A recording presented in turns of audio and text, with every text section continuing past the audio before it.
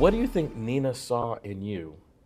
Because I immediately said, like, how did you do all these things? And the first thing you said was, before I do anything else, I have to talk about this Nina person.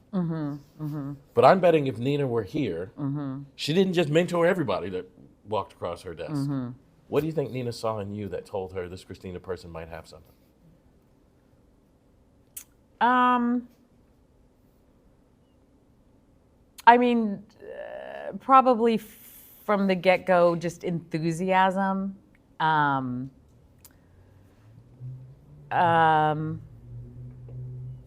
then I think it kicked, like, the loyalty, the commitment. You know, I was so committed to it that I was always 10 steps ahead of her as her assistant. So it was she always has this joke that she'd come out and be like, I need you know, and she's kind of all over the place. And so it was always like, how do I stay as organized as possible when she asks for something? And she'd say, where's that memo about the this and the that? And I'd go, and I'd just like go back into a cabinet because I would know exactly where that was. And then I'd go, and I'd just present it. And she was always like, how did you do that? Like, and and so I think she just had an appreciation that I was present and I was committed and I was like, just like ready for it. And then, you know, and then a friendship builds, you know? And then I think, you know, she was my boss the whole time. And that was always evident, but we became, you know, she became a surrogate mother for me, really. Right. Yeah. I lied. I said one more question, okay, but I'm going to ask another question. I'm trying to think how to ask it. I know that you worked for a particular person where Me Too became relevant. Yeah. How did you overcome that? How did you navigate that? And the reason I ask is I really I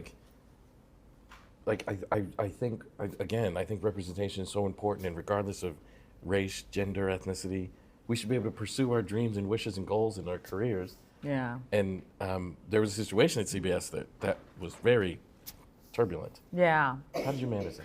So, and many people ask this because I was there so long.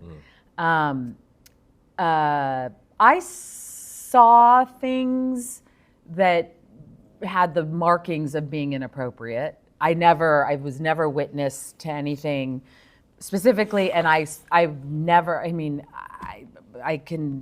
I'm blessed to say I've never been put in a compromising situation like that ever, with anybody at CBS or there otherwise.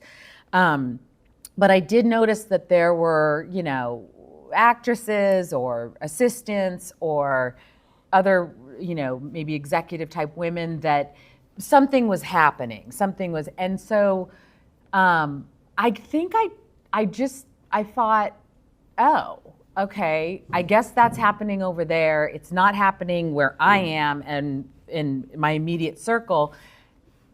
Somebody somewhere seems okay with this. And really, I mean, I think back and it's like, people say, did you ever think to complain? It's like, to who? That person would be the end stop is the person that you're talking about, you know? So it's like, and it just seemed like that, I don't know, I never really thought too hard about it.